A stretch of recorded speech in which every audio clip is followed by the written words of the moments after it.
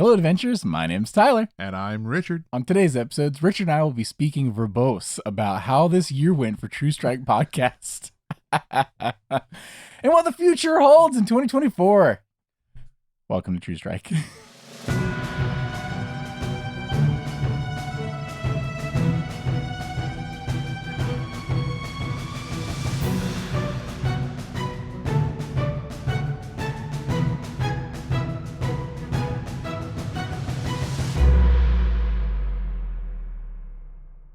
Howdy, folks, and welcome back to the show. The year is coming to an end, and as Tyler said, we decided we would have a fun episode where we would talk about the year in podcasting. Did I say that? Yeah. Oh, cool. Yeah. We were talking about ideas of what we're going to do, and we were like, hey, let's talk about, like, what if we did a year wrap? Yeah. And then I was specifically talking about Dungeons and Dragons, because a lot happened in Dungeons and Dragons for the year, but then I thought about it. And yeah, it has been a busy year for Dungeons & Dragons, but it's also been a busy year for us. Absolutely. So we figured that it would be fun to talk about everything. So the Dungeons & Dragons and us as a podcast as well as talking about the future a little bit. Yeah. As always, this will be off the rails probably immediately. Oh, yeah. This is a discussion podcast after all. By the way, we never do this. Hi, my name's Tyler. I'm one of the co-hosts of True Strike Podcast. If you happen to be tuning into this, the final episode of 2023, please go back and listen to any of our past content. If it's not like a part 1, part 2 situation in the title, there's no rhyme or reason you can listen to anything in any order. Just pick a topic that seems interesting to you and tune in. There's no reason to feel like you have to start at the beginning or think that. Or, you know what? If you want to get a feel for us in the zaniest way possible, keep listening to this one, and you're really gonna understand nothing, but also neither do we. This is my co-host, Richard. Hi, my name is Richard. And yeah, we have a lot of content. We've produced quite a bit in this last year. And there are a couple of part 1, part 2s out there. But the thing I like about our content is the fact that it is kind of you can piecemeal it out any way you want. I mean, with the exception of some of our like hot topic reviews. So like when UAs first drop and stuff like that, obviously some of that stuff is going to change because UAs change, but there is some really cool stuff to listen to. And you don't necessarily have to listen to anything in a real particular order, especially when you go back and you start to listen to some of our more experimental stuff. Yeah. Like when we were doing playthroughs of games. Yeah. Because we did some really fun stuff where we played a couple of different games, not just Dungeons and Dragons. We did some actual plays of Dungeons and Dragons. We did some actual plays of Morkborg, Quietus. Yep. So there's some really cool stuff to listen to. When The Last Gasp, when the Gasp, board game came out, we played that. That was super fun. Yep. Yeah. Which probably would have been better for our current medium. Yeah, now that we have video. Now that we have video, yeah, it would totally fit a little bit better, and maybe we'll have to revisit that one in the future. Still one of our best performing videos. Yeah. So, and even audio only. So, for those of you who listen to that, if we were able to help you at all in your purchasing decision or knowing what that game was going to be before you bought it, thank you for tuning in. Yeah, we appreciate you, and thank you for everyone who's tuned in to everything so far. Even if you are tuning in now, if you've caught a TikTok or a YouTube short, saw us on Instagram, wherever you found us, however you found us, we appreciate you. Thank you for listening to everything, and you're the best. Yeah, even if you just listen to one video, and even if it's just this video and you watch it, thank you for being here. Yeah. And thank you for listening to us talk about random stuff, which is exactly what we're going to do right now. Yep. Because a lot of random stuff happened this year.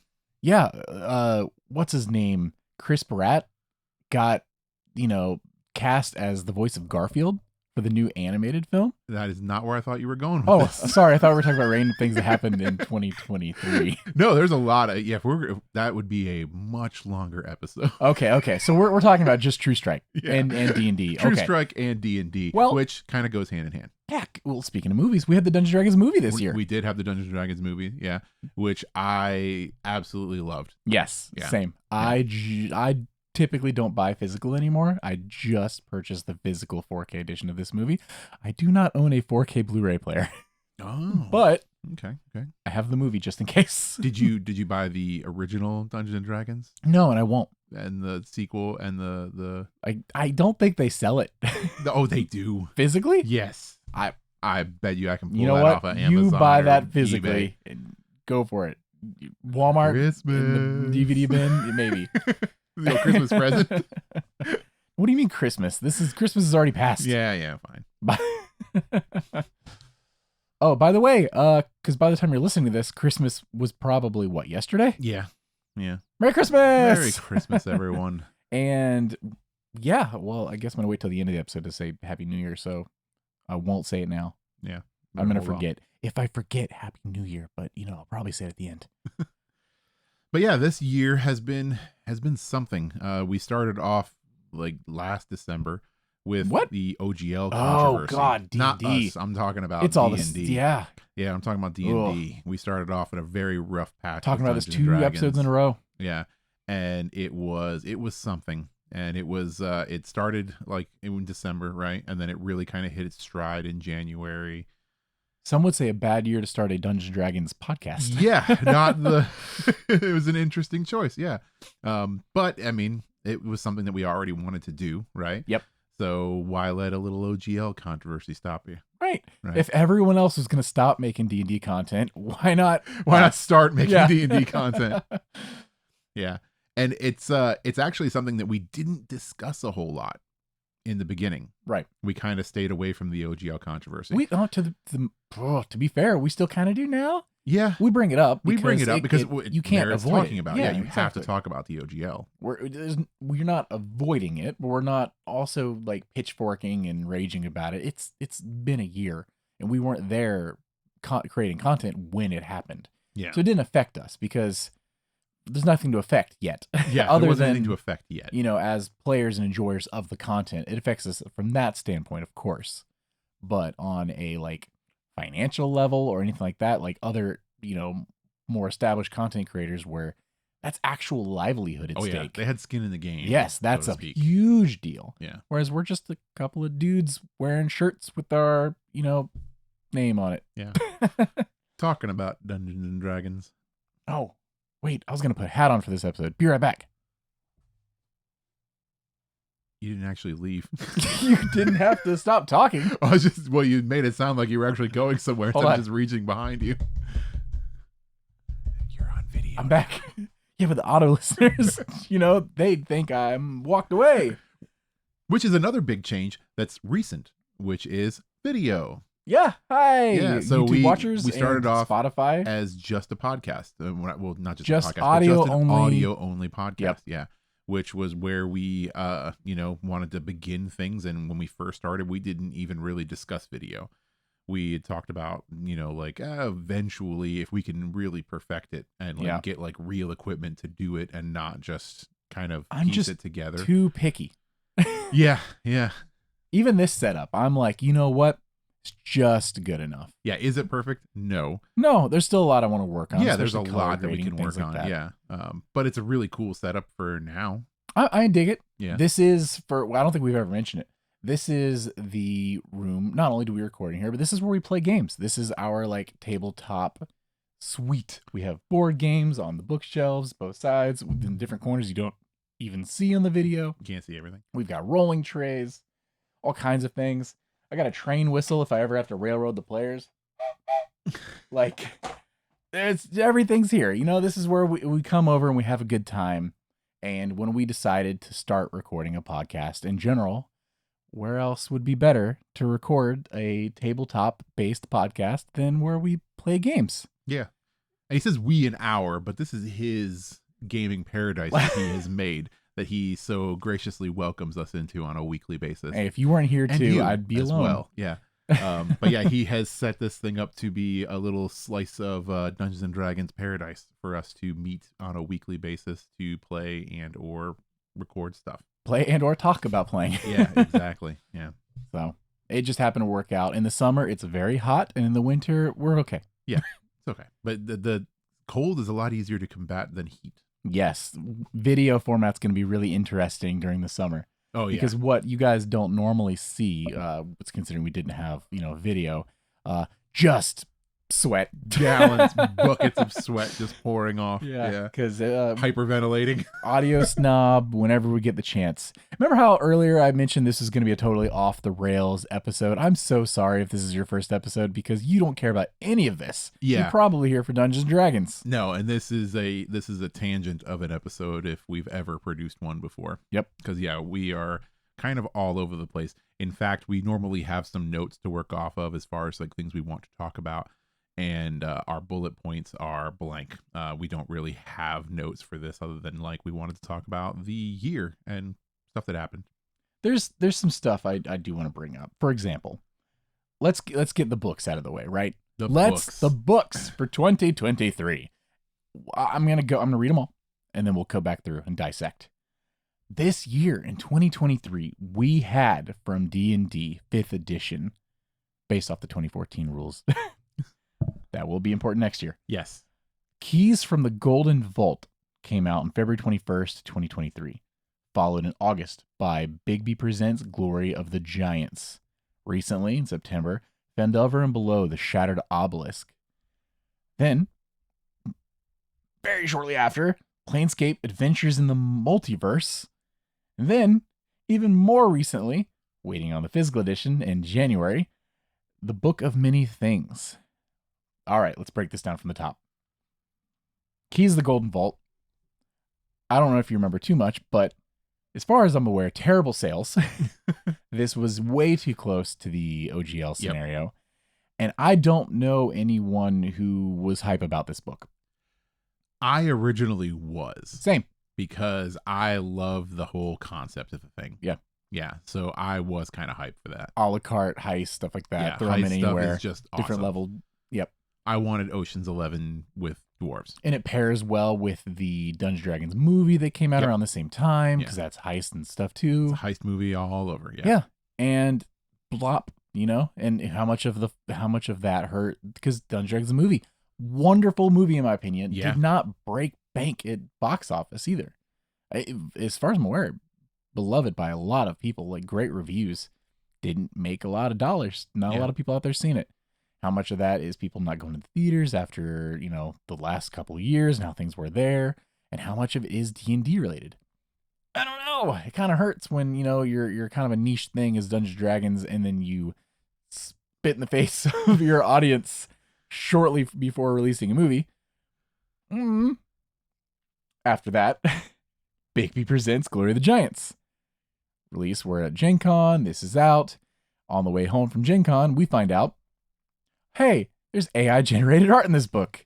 Not supposed to be AI-generated art in this book. That's its own controversy. Ugh. Why is one of your artists using AI-generated art? That became a whole new thing. That art was replaced. They have a whole new thing. It's very publicly stated. Their artists can no longer use, or they weren't supposed to in the first place, blah, blah, blah, but they can't use AI-generated art going forward. Okay. Well, all right. So we're two books. 2 for 2. 2 for 2. Fendelver and Below, Shattered Obelisk. I haven't heard anything bad about this. No, I haven't heard anything bad about it. In Have I fact, played it yet? No. Same. But I've heard good things about it. If I were to play a established module right now, this would be the one. Yeah. The fact that it came from the Fendelver, mine's Fendelver from the starter kit. Yep. Which is super fun. Right. Very the cool. fact that it's from that and moving, onward to higher levels, I really, really dig it. I want to play this someday. So out of everything that came out this year, this is the one I want to play next if we were to play one of these established modules. Then we got the Planescape Adventures of the Multiverse. This is the one I want to start incorporating into our games. Because, man, just the glitch character alone, the concept of the glitch character is so fun. Where you just make multiple character sheets, different species, classes, even stuff like that, but you're always playing the same character, and it could flip out and flip between any point, or if it dies, it just pops up and you're the other one. You're like a gnome barbarian, and then next second you're a tabaxi rogue, and you're like, what? And you just got to kind of roll with it. No, that sounds super interesting. And the world and all the world building and everything in this, it just is awesome. I need more cool things out there, because Spelljammer, while exciting, because Spelljammer, when that came out last year, dropped the ball a little bit. Not a lot of content for pretty decent amount of money. Yeah. 3 books equaling for content. Book of Many Things. I haven't read this at all. Really, my touch base for this was that the physical edition had the problem with the cards, and the whole physical edition got pushed to next January. And every time I turn around, it's getting pushed another like week or two. I think right now we're at like January 21st or something, towards the end of January. And digital did release when it was supposed to. Oof. So, what? We're 3 for 5. Yeah. Kind of a rocky year. For book releases. It was a rocky year of book releases, yeah. But I mean, we're stacking up for a pretty good year next year. Well, do you only say that because of the big books? Because of the big books, year? Yeah. Which is a pretty exciting time because we're looking at our first like hard reset since what, 2014? Yeah. Yeah. So you say hard reset. It's still 5th edition. Yeah, it's still 5th edition, but it feels more like a soft reset to me. It feels more like a bit of a reset because we're kind of getting a unification of certain things. We're getting some new ideas, and we're getting some revamping of some materials that needed to be revamped. So it feels like a pretty decent reset. Yeah. I don't know, but it has been a bit of a rocky year as far as books were considered. I wanted to I want to be more excited about it, but certain things just in there were not like my cup of tea. So like Bigby's, it just wasn't super interesting to me. So I, started reading it and it just wasn't for me. And I don't know if that's just because the content wasn't for me or if it generally wasn't well received by a lot of people. I have not heard a lot of people talking about Bigby's and raving about how awesome of a book and material that it is. I mean, dinosaurs are cool. Yeah. Yeah. That's basically the gist of what I've heard. Yeah. Dinosaurs are neat. More dinosaurs is fun. Well, yeah, dinosaurs are always fun. But yeah, it's just like, I don't know. It seems like these ideas didn't really stack up versus the slew of books that we were getting before these, right? Like what we got before this was more interesting to me. Even stuff like Spelljammer. I mean, I love Spelljammer. Is this, well, say, are you finish what you're about to say? Well, no, I was gonna say I love Spelljammer. Was it good? Objectively, no. It was not a great value at all as far as what you were being given in it. But it was something that excited me more than this. Like that stuff was super exciting. Strixhaven was super exciting. These are all things that were like way more interesting, I think, than what we were presented with this year, with the exception of Phandelver. And that, I think, is because Phandelver is that unique thing because it's an expansion upon something. So it's pushing past something that was already established and very fun. Phandelver is cool. Something that was already beloved. Yeah, it was already something that was really neat. And now we're pushing past that into, more material that surrounds that. Yeah. I feel like part of it was the first book wasn't able to land because it was just too close to last year and what happened there. And then everything else was crammed into the last few months. I mean, we really when Bigby came out, I was very aware. It was big. It was in my face. And it was giant. Yeah. And I was waiting for it. Next time I turn around, I'm like, oh, okay, Obelisk is here. Okay, oh sweet, okay. Oh my gosh, Planescape. Oh my, another book. Stop! Stop it back. I can't do this. We're already running games. We can't run all these things at once. Yeah. So it's just a lot. Yeah. I'm not saying that's a bad thing, but it's just so much up front. I want if they had I know they had to change up their schedule because of things. If they were able to keep the original cadence, it would have been better. But even then. Well, yeah. I personally feel like it's too many books in one year. Even on original cadence, there's no way we would have been able to hit everything just because of time constraints and I feel like I'm getting marveled going on. You're getting marveled. Yeah. Well, so okay, it's too much. I think so. Yes and no. So like, I Give don't me less know, with higher quality. I don't know that it's too much. I just think that some of this content isn't quite hitting the mark. I don't think it's quite the quality that we were used to on some of the more previous things. And I don't necessarily think it's too much content because I don't think you're intended to consume it all. Like Marvel. I think that's the biggest thing. And that's the biggest difference between being marveled and having this is that Marvel, you are intended to consume every bit of it, right? And you are expected to consume every bit of it. And if you don't, You are expected to be lost when you get Yes. into the new movie and somebody makes a joke about the pink hat. And you're all like, what pink hat? I don't remember a pink hat. And they're like, you didn't watch season 3, episode 2 of, Crazy Man? And Right. they clearly talked about the pink hat there. And they also referenced it in the holiday special. And you didn't watch that either? Well, of course you're not going to get the joke, and you shouldn't get the joke because you're a horrible person because you didn't watch all of it. Go watch DC, you Go pleb. watch something else. And so Marvel, you're expected to know all of this stuff. You're expected to consume all this. Yeah. You're not expected to play every single module that they release. You're expected to buy every one of them. You're not expected to use every single one of them upon release. That's the thing. You got to buy it because you need the character options. Oh, you got to have the options. The monsters and everything like that. But you don't want have to play those it. options. You don't have to play it. You want those options. You gotta pay for it. You got to catch them all. You gotta catch them all. But yeah, it's a lot to catch. I don't know that they expect everybody to play every single one of these modules as soon as they're released and use every single one of these books as soon as it's released. Maybe they just don't realize how often we actually play. Yeah, it's just I mean, they have to. It's the running joke, the meme about people canceling. It's on the D&D. joke, though, right? It's not real. That's the joke, right? Yeah, is that it's not a bad thing to have more options. Yeah, I just wish the options were a little bit higher quality. Yeah, I agree. Yeah, not to give a disservice to the authors and artists and people that worked on these books. They're great books. The art's always wonderful, unless it's AI generated. Yeah, and the works are great. The quality does show, but it's hard to say that the newer books are always at the same tier that some of the older ones are. Yeah, exactly. So, but a bad year for Dungeons and Dragons made for an interesting year for everything else, right? Because we started off this year with the OGL controversy, which immediately fueled this fire of exploration for everybody. Because everybody was all, now we're going to look at other systems. Yeah. And it caused this resurgence in the tabletop community for independent developers, for people, blazing trails to come out with all these new systems. We started seeing announcements of new game systems left and right that are all these new tabletop systems. Yeah.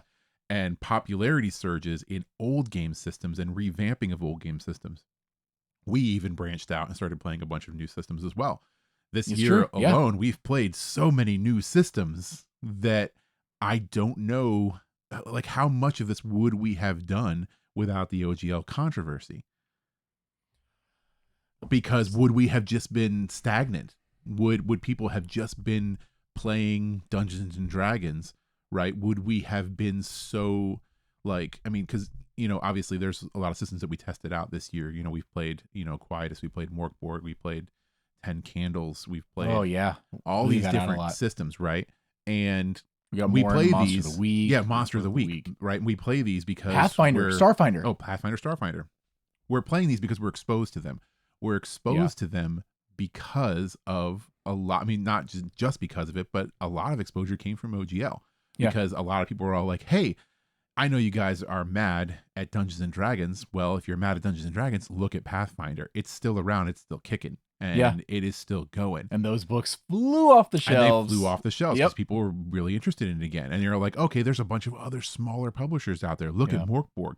It's huge. There are so many different modules for this. This is such a unique game system. It's so much fun. Look at Try this. Look at Call of Cthulhu. It's an interesting system. It's been around for a long time. It's still going. People are still playing it. Look at this new system that we're developing.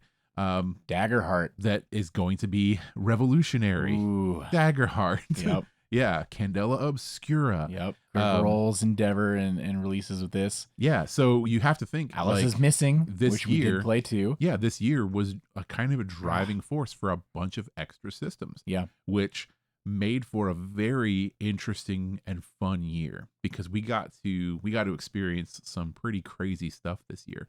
And that's like, I love playing new systems, just because I we've been playing Dungeons and Dragons for a long time. Yeah, I've been playing it since I was younger. You not as long. Yeah, high school, but high school, even then, but like not consistently. Not consistently, and even I had a falling out there for a little while where I didn't play it. But you know the systems, and you're comfortable in those systems, and then you start these newer ones, and it's just fun. It's refreshing. Yeah, and the OGL, for better or for worse, did kind of push people away from Dungeons and Dragons and into all these new systems and to trying out new things. So in that respect, it was very fun. Yeah. It made for a very interesting year. It's interesting with where I look at us, right? And I refer to us as, I do refer to us as content creators because we do create content. Yeah. And then I look at your Genities, your Dungeon Dudes, your Nerd Immersions, channels like this, and they are the big fish to me. And I'm not even talking Critical Role and Dimension 20 and things Those are like whales. that. Yeah. and they're doing the actual plays versus the other ones just making the D&D related content. And they rebelled so hard against Dungeons and Dragons. I mean, to the point where Dungeon Dudes replaced all of the D&D books from behind them with boxes and books of other systems and stuff, which is just fun as a viewer, being like, what is that? Oh, that looks interesting. We played Dread this year too. We played so many games this year. So many new systems. And is that something that maybe newer books have started cycling back there? I haven't actually like peered behind them in a little bit. And I wonder how much for these creators, right? You live and die. This is your bread and butter. This is your finances. It's your hobby. It's your passion, but it's your job. How much of this is or was, I have to be upset to this extent because the community's upset and I'm a voice of the community versus personal pain necessarily to the extreme of I'm never covering this again. And we're only covering these other things. And then you saw as soon as the Creative Commons olive branch had come out of Dungeons & Dragons saying, hey, we're taking 5th edition. We're taking all these rule set and stuff. We're putting in the Creative Commons. Your stuff is safe. We can't touch it once it goes in there. So this is like giant move of peace. We can't mess with your steez. And then a lot of the creators very quickly were like, okay, that's pretty good. We noticed after putting out some Pathfinder and or other related videos that they didn't perform as well. Yeah. So we're going to keep covering D&D, but I'm going to shake my fist when we do. And then next week we're going to cover something else. And then we're going to bounce back and forth a little bit. And then it seems like things have kind of settled down and we're all kind of just back to covering what we enjoy, tabletop, whether it be Dungeons and Dragons or maybe Daggerheart is going to be a big thing when it comes out. There's no way around that. Oh yeah, no, it's going to be massive. And I think we're in an okay place now. Are we better for it because the OGL? I don't know. That's a weird one because I don't want to say, like, I can't say I'm glad the OGL stuff happened, right? Like that sucked. That sucked for a lot of people. Yeah. And it was very stressful. And I don't wish any of that on anyone. But it is cool seeing that everyone seems to be so open now to diversifying their tabletop playing. Yeah. And it's interesting because you say you don't know that you're happy about the whole thing the OGL happened. And the OGL, when I think about it in like a real world comparison of something that happened, right? My initial jump is forest fires. What? And that is this the nutrients in the ground sort of thing? And that is that, like, for like, a lot of times when a forest burns down, it grows back stronger and it grows back better. Right. And the OGL was almost like this crazy forest fire that started off as this little tiny lightning strike that started a little tiny fire that started to rage out of control, burned, was finally settled, and now stuff is growing again.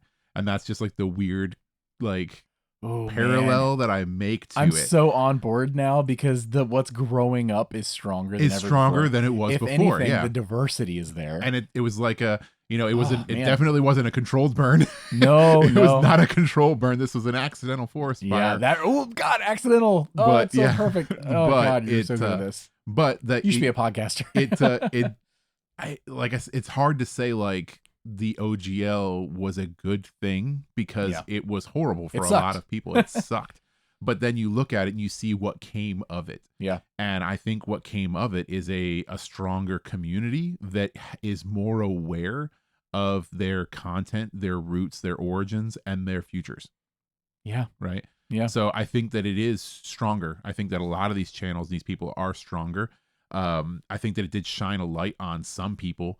as far as like the content that they are creating, which, you know, obviously I don't want to name names or anything like that No, going of there, course. but there are creators that I stopped watching Yes, same. because of the OGL controversy. Where because they took these stances that like were painful to watch. Felt monetizable. Yeah, they were painful to Sometimes watch. you say what you say to get the view. Exactly. Yeah, and like it showed me who some creators were. Yeah, versus others. I will name drop because he was very heavy in his stance, but I respect the heck out of him and his ability to take everything as a whole and come back from it. Ted from Nerd Immersion. Yeah. He was someone who was very, very hard on Watson during the whole thing, but with very like level-headedness was able to read through and discuss every bit of news, negative or positive, and make informed decisions on everything. And nowadays he's back to covers, you know, other games of course, but he's back to covering your regular scheduled Dungeons and Dragons. Very respectable manner, and I respect the heck out of the guy. Like that's his livelihood was genuinely at stake. Yeah. And he was upset, as he should have been. Yeah, and but he was able to handle it in a 100%. professional manner. Yeah. And be approachable about it and actually be able to break it down for people to understand. Yep. And not just move straight into hate mode. Yeah. Right. For views. Yep, exactly. And that's a man he's out there living a real everyday normal person life, and he's still getting out the content daily. Just shout out to you, Ted. Yeah, good on you, Ted. But yeah, no, like I said, it's hard to say that it was a good thing, but you know, my analogy I think, you know, still stands, which is that it was able to grow the community and actually make it better for what happened. It was a horrible situation that kind of dominated the beginning of the year because it was such a huge hot button thing. Yeah. And it wasn't the only misstep that, you know, that WotC's had throughout the year. I mean, we had the OGL controversy. We've had controversies with publishing companies. Oh, really quick before we get to that one. Oh, part of the OGL one, and it's a positive. I like the direction it seems that they are taking now. Oh yeah. One, so much of it was reactive, right? Like, oh, we gotta fix things quick. But just even when they took a breath and were like, okay, you know what? Let's take a road and some steps to fix things. Part of it, what we're going to do is we're going to take Chris Perkins and Jay Craw and other staff at WotC, and we're going to start going to events again because we haven't done that in a while. We haven't seen you guys. We're getting disconnected from the community as we're sitting up in Sauron's tower. In the tower. Yeah. The ivory towers. And we're gonna come down with the common people, and we're gonna speak with you, hang out. And they've been doing it, and it seems like it's been a pretty good success. They did a creators summit early in the year, which was its own little forest fire.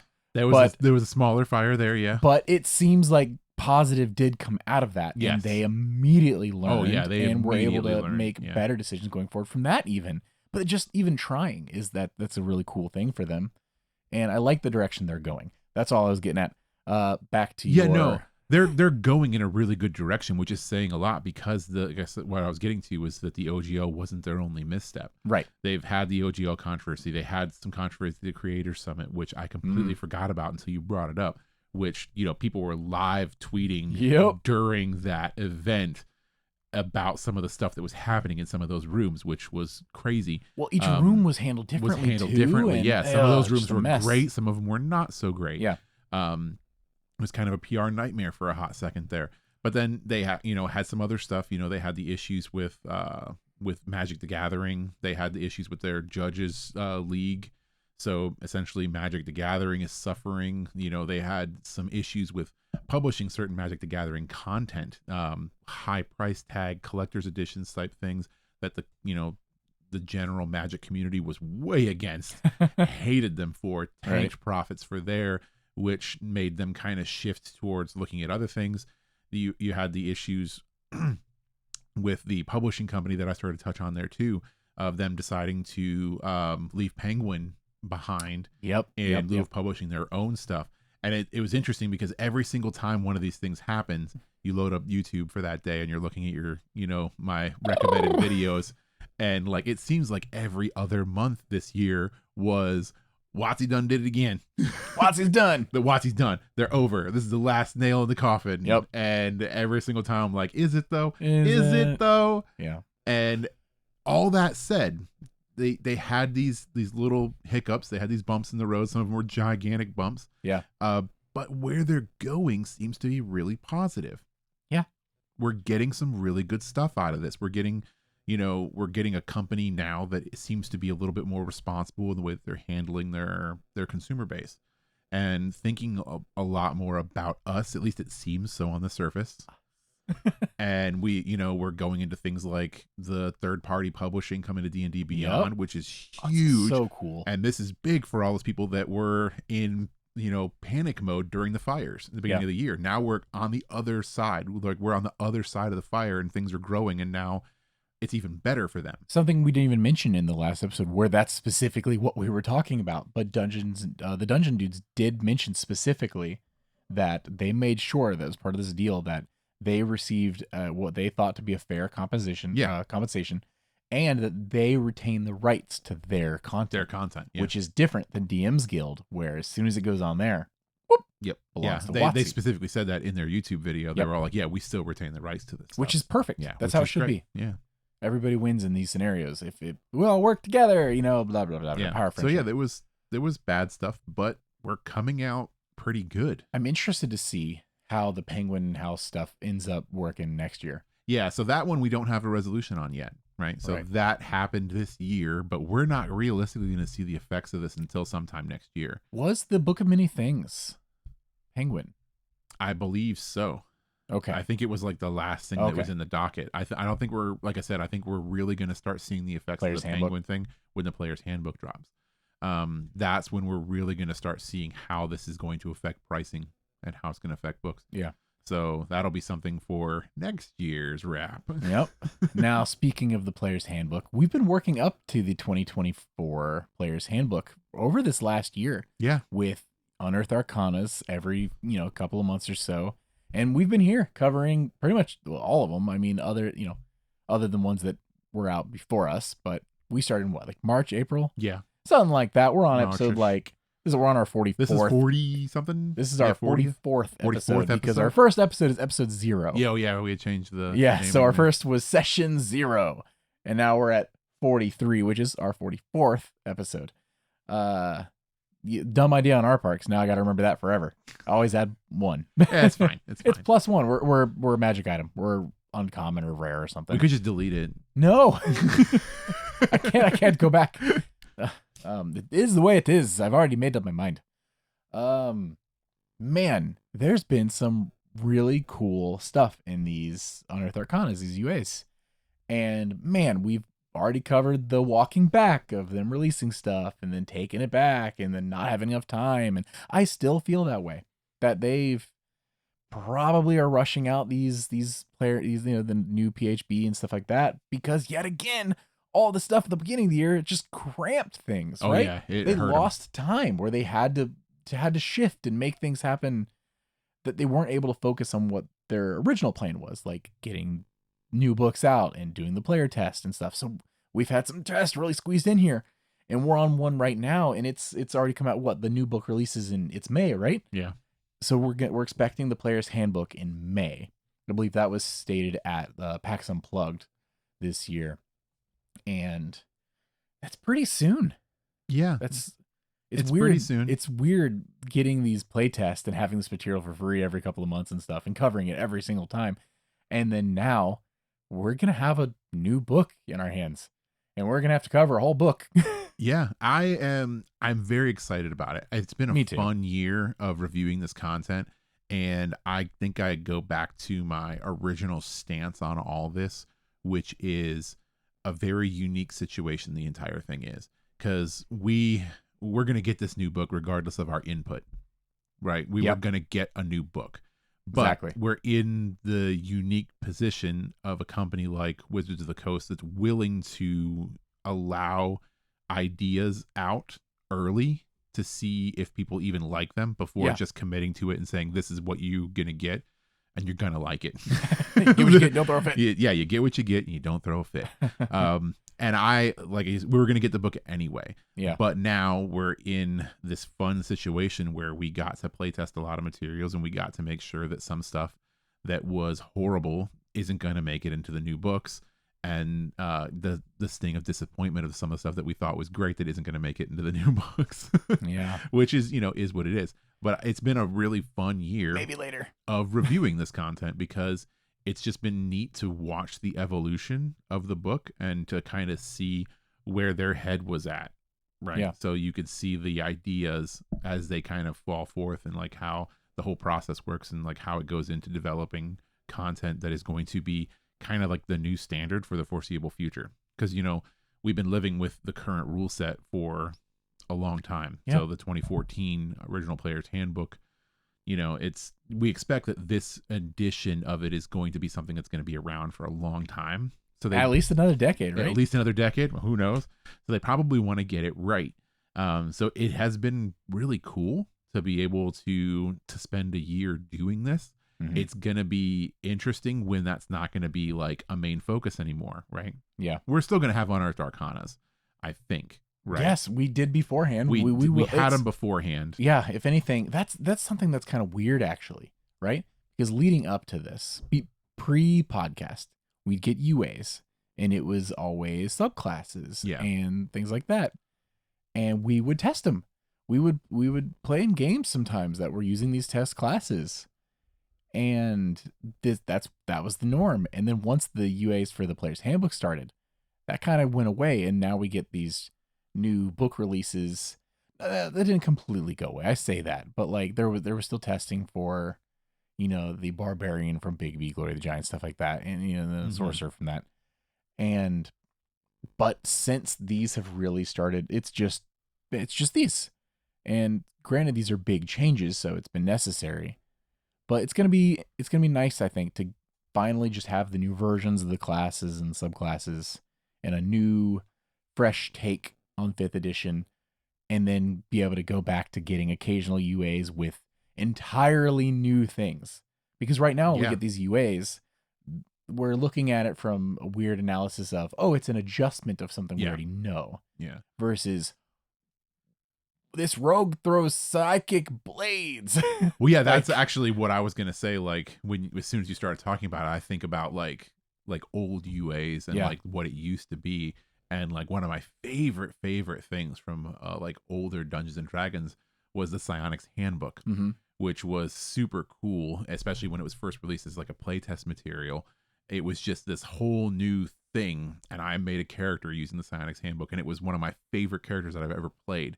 And then we got the UA for the Psychic Rogue, the subclass, and I was like, this is Psionics return to me in some way, shape, or form. Is it not as cool as the original Psionics Handbook? But it was really, really cool, and that makes me excited about UAs for the future because we're going to get away from the staple UA that we're getting right now, which is what you said, which is based on core mechanics. So all of our UAs have been very core related, because that's what the focus is. But once all that gets released, are we going to get back into the really zany UAs? I hope so. Yeah. Where you get the classes and subclasses sometimes don't make it, but you're like, yeah. And you get to test stuff out for real like that. I hope so. Actual question. We used to have access to the UAs and these classes and things like that in D&D Beyond. Then they took them away, said it was too much work, adding everything in there for it to be a temporary thing. But the classes and stuff would playtest for a while typically.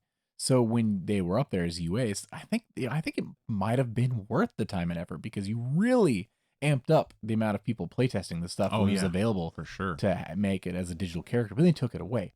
Do you think they took it away preemptively in expecting that there's going to be these constant UAs for the new player's handbook, and that really would be too much work, because you're talking about UAs that are around for a month and then change completely, and you went through all the classes and everything, and that was probably too much effort. Do you think they'll bring it back? I think they'll bring it back. I hope so. I think they will, because especially now that they actually own D&D Beyond. Yeah, because they own D&D Beyond. They didn't when they made that change. Yeah, exactly. They didn't when they made that change, and even now, it's because we're dealing with core content that's a whole different landscape. Yeah. It's apples to oranges as far as like a comparison is considered. Whereas if we step away from core UA, so core Unearthed Arcana stuff, and we go back into experimental classes and experimental stuff, it's a lot easier, I think, to implement those things as a temporary measure, because it's literally just a slider.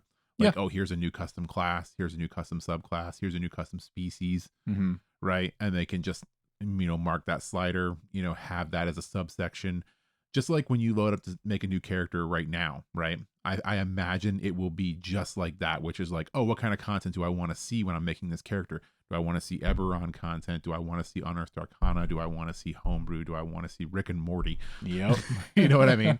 I imagine Critical Role. Yeah, Critical Role. Yeah, it'll be one of those. Party. Yeah, so it'll be a slider where you'll say, I want to see Unearthed Arcana stuff, and it will be in there and be usable, because I think that when we talked about this in the last episode too, when we were talking about DM's Guild, and you brought up the really good point of DM's Guild possibly dying in the very near future, because they're going to shunt everything over to D&D Beyond. It makes so much sense if they're doing that they put Unearthed Arcana back in there, because this is going to be the one-stop shop. Yep. So this is where you're going to consume everything, including Unearthed Arcana. Yep. D&D and beyond. And beyond, exactly. And I think it will be easy to put it back in, especially if they're revamping the app and never been easier. They're working on. Never been easier. And it makes the most sense for exposure. I agree. Yeah. Entirely. Because I am more, and I know this is not just me, but I would be more likely to play an experimental piece if I could just load it up in D&D Beyond. We've done it. Yeah. We'll do it again. And we did it. So I played the Psionic Rogue before it was released. Yep. So I played I played through a lot of the campaign of Icewind Dale before we had an official release. And good thing was it was pretty well set in stone. Like, not much changed when the official book came out, right? Yeah. So it wasn't a painful transition to, go over to the new rules. In fact, a couple of things were improved. So my character just got better. But with D&D Beyond being what it is, when you transitioned, you just had to update to the new class. I just had to update the to official the new class, the official one. Yeah. Bloop, all of your other stuff stayed the same, except for the for that quick. Yeah. So like, it's having all that stuff in D&D Beyond would make it it's just so much easier to play test this stuff and have it right there. And I don't see any reason why they wouldn't utilize that. Why not put that stuff back in there? If you're trying to really get player feedback, it's the way to go. It's the way to go. And I think it's going to be a lot easier once we get past the book, because like I said, I think core content is difficult to put into something like D&D Beyond. Yeah. And I think hopefully we're going to get out of core content, like I said, and back into a little bit more experimental Unearthed Arcana. Yep.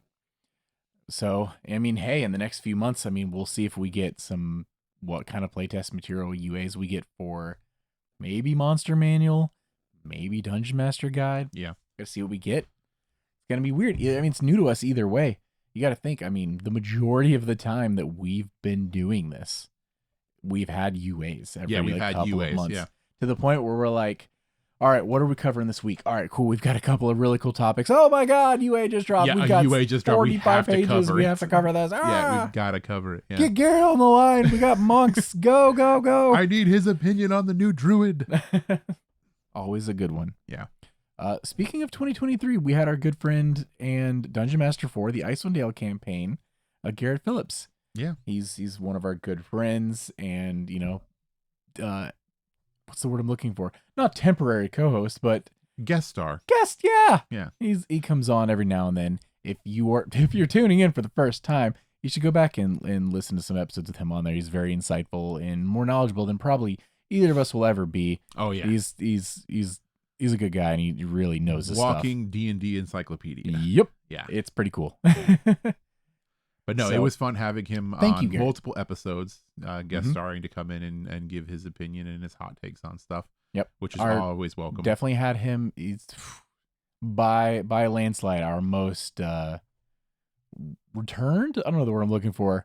The guest that came on the most. Yeah, came on the most. But we also have recently had the Dead Aussie Gamer, Michael himself. Yeah. He guest starred, joined us talking about mental health and what that means for Dungeons & Dragons.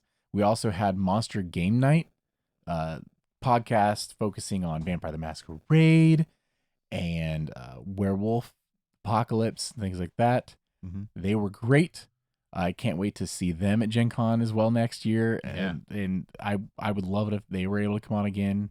They were wonderful to talk to, and I would just talk to them for hours as well. Everyone we've had on this year has been amazing. Yeah. No, I've had no bad experiences. No, we haven't had any bad experiences. And I always love it because, it's fun. We get to sit here and talk about stuff, which is why we started this whole thing, was because we were already doing this. And we were like, hey, let's just record it. Right. That's the crazy. Yeah. We're already sitting here talking about stuff. Yeah. Dungeons and Dragons specifically and all this other stuff. So why not put it into a medium where other people can enjoy it? But I didn't expect to have so much fun talking to other people and getting on these really cool guests. And it was really fun part of this year, getting to talk to some of these people. And I can only imagine who we can talk to in the future and who else we can have on. If we can have people come back, I'd love, to have any of these people back 100%. Another episode. It was great fun having them on here. And in fact, we get to have more lasting conversations with these people because we record, and then after we get off of the record, we're still on mic and we're still talking. Yeah. And we, talk for another hour about other random stuff. Yeah. Because this is what we do, is what we love. We create content, but we also just like talking about this stuff. It's a really cool community. And it's like, I've referenced it already, small fish, big fish, etc. Everybody feels like you talk to someone for the first time in this field, and we're all nerdy about we all have the same interest. Yeah. So it's cool getting to meet someone, and everyone so far seems so genuine. And you, like I said, you just talk to them for hours, and you're just making friends on the spot sort of situation here, as corny or goofy as that might sound.